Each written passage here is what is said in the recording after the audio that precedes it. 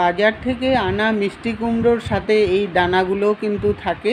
এই দানাগুলো কিন্তু সবাই ফেলে দেয়, কিন্তু আজ যে রেসিপিটা দেখাচ্ছি আমি, আপনারা হয়তো এরপরে আর দানাগুলোকে ফেলে দেবেন না। খুবই হেলদি একটা রেসিপি। বাজার থেকে মিষ্টি কুমড়ো আনার পর যখন দানাগুলো দেখবেন আছে, তখন দানাগুলোকে ভালো করে ধুয়ে শুকিয়ে রেখে দেবেন। শুকিয়ে রেখে দিলে কিন্তু দানাগুলো অনেক দিন থাকে। যখন খুশি তখন ইচ্ছা রেসিপিটাকে বানিয়ে নিতে পারবেন। সেমনই আমি দানাগুলোকে শুকিয়ে রেখেছিলাম। এখন এই দানাগুলোকে প্রথমে শুকনো খোলায় ভেজে নেব। কোনো রকম তেল ব্যবহার করব না রেসিপিটার মধ্যে। দানাগুলোকে ভাজার সময় খালি খেয়াল রাখতে হবে একদম লো ফ্লেমে রেখে ভাজবেন, তাহলেই এটার ভিতরটাও হবে সুন্দর করে, আর ওপর থেকে পুড়ে যাবে না। প্রায় 7-8 মিনিটের মতো ভাজতে ভাজতে যখন দানাগুলো ক্রিস্পি হয়ে গেল, তখনই দানাগুলোকে নামিয়ে ফেলতে হবে। নামিয়ে একটু ঠান্ডা করে নিতে হবে। সেই শুকনো কড়াইয়ের মধ্যে ছোট্ট সাইজের 1 বাটি বাদাম নিয়ে নিলাম। বাদামটাকেও এখন মিডিয়াম আঁচে রেখে ভেজে নেব।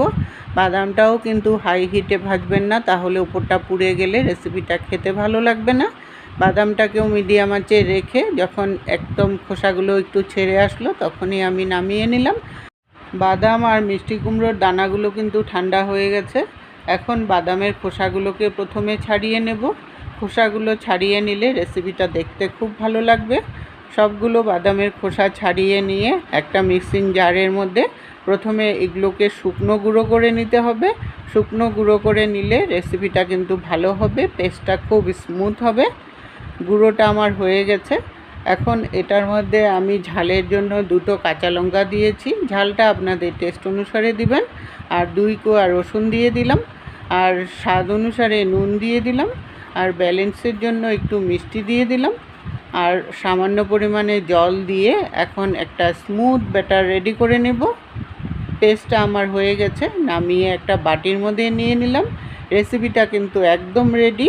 এটা ভাতের সাথেও যেমন ভালো লাগে, ইডলি, দোসা এগুলোর সাথেও কিন্তু খুব ভালো লাগে।